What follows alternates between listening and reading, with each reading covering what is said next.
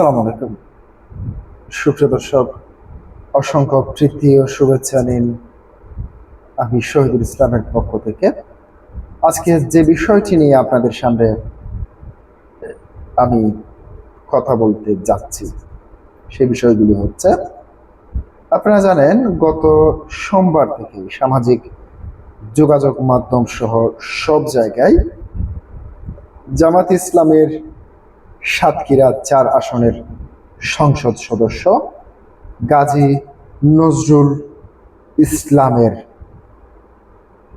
একটি নারী কেলেঙ্কারির ভিডিও সামাজিক যোগাযোগ মাধ্যম সহ সব জায়গায় ছড়িয়ে পড়ে।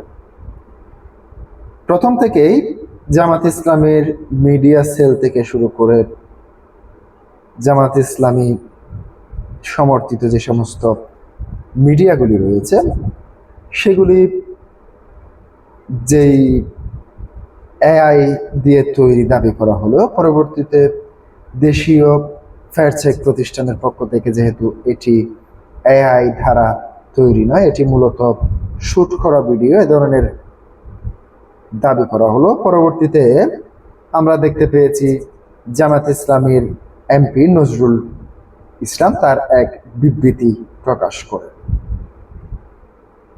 তার সে বিবৃতিতে দাবি করা হয় যেই মহিলাটির কিংবা যেই তরুণীর সঙ্গে জামাত ইসলামের এই নেতা একটি হোটেলে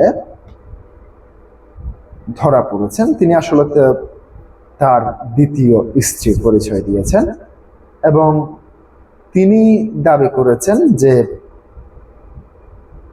তারা কয়েকদিন আগে তারা বিয়ে করেছেন এবং এটি নিয়ে সামাজিক যোগাযোগ মাধ্যম সহ বেশ কিছু আলোচনা সমালোচনা হচ্ছিল। ঠিক সেই মুহূর্তে আমরা দেখতে পেয়েছি সামাজিক যোগাযোগ মাধ্যমে একজন আধবয়স্ক মহিলা নেকাব পরা অবস্থায় তার প্রথম স্ত্রী দাবি করে যে হোটেলে তারা তাদের অন্তরঙ্গ মুহূর্তের ভিডিও ভাইরাল হয়েছে, তারা তাদেরকে স্বামী স্ত্রী দাবি করে এ ধরনের একটি ভিডিও সামাজিক যোগাযোগ মাধ্যমে ছড়িয়ে পড়েছে। আবার পরবর্তীতে আমরা দেখতে পেয়েছি যে যেই তরুণীটি হোটেলে নজরুল ইসলামের সঙ্গে আপত্তিকর অবস্থায় ভিডিওতে দেখা গেছে, তিনি আবার পরবর্তীতে ইসলামিক পোশাক লেবাসে তিনি একটি ভিডিও প্রকাশ করেছেন। তার ভিডিওতে তিনি দাবি করেছেন তারা স্বামী স্ত্রী।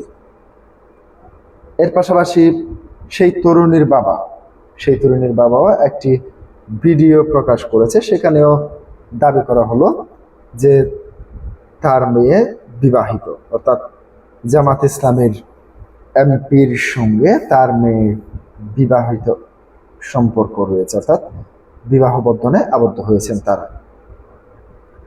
এরপরেও সামাজিক যোগাযোগ মাধ্যম সহ সব জায়গায় কিছু বিষয় রয়েছে, তারা যদি সত্যি বিবাহিত হয়ে থাকেন তাহলে তারা হোটেলে কি করছিলেন? তাদেরকে তো থাকার কথা ছিল কোনো বাসা বাড়িতে কিংবা ফ্ল্যাটে কিংবা অন্য কোথাও, তারা হোটেলে কি করছিলেন সেই প্রশ্নটি অবশ্যই এসে যায়। দৈনিক ইত্তেফাকের একটি প্রতিবেদন দেখলাম, যে প্রতিবেদনে দাবি করা হয়েছে যে এই তরুণীটির সঙ্গে এই এমপির, জামাত ইসলামের এই এমপির অনৈতিক কাজের ভিডিও ভাইরাল হয়েছে। তারা মূলত তাদের মধ্যে বয়সের গ্যাপ 57 বছর।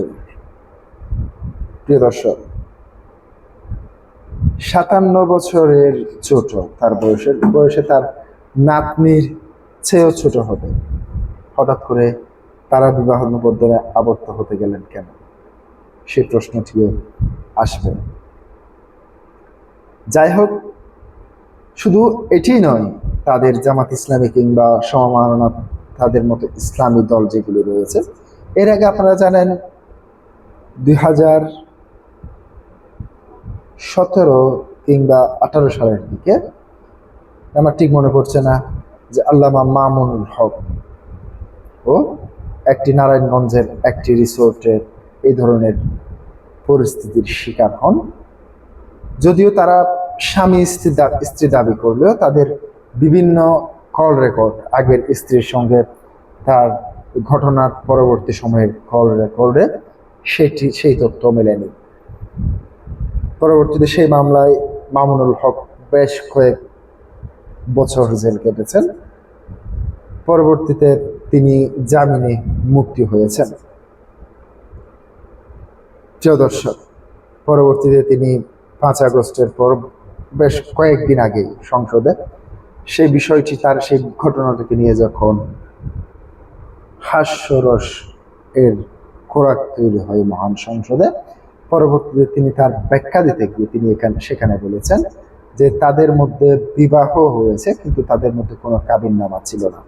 পরবর্তীতে আমরা দেখলাম যে নির্বাচন পরবর্তী সর্বশেষ যেই 2026 সালের যে নির্বাচনটি অনুষ্ঠিত হয়েছে 12 ফেব্রুয়ারি, সেই নির্বাচনে তিনি প্রার্থিতার হলফনামায় প্রথম স্ত্রীর কথা স্বীকার করেছেন তিনি, তবে দ্বিতীয় স্ত্রীর কথা স্বীকার করেননি। এই বিষয়ে আমরা দেখতে পেয়েছি রাশেদ খান থেকে শুরু করে বিএনপিপন্থী সাংবাদিক উজ্জ্বল কারনার সাহেব থেকে শুরু করে বেশ কয়েকজন এই ঘটনার সমালোচনা করে বিবৃতি দিয়েছেন। প্রিয় দর্শক, আপনি কি মনে করেন এই ঘটনাটি কতটুকু জামাতের এমপির মান সম্মান কিংবা আত্মসম্মানে লেগেছে? সেটি অবশ্যই কমেন্ট বক্সে কমেন্ট করে জানাতে পারেন। আজকে পর্যন্তই। আসসালামু আলাইকুম ওয়া রাহমাতুল্লাহ।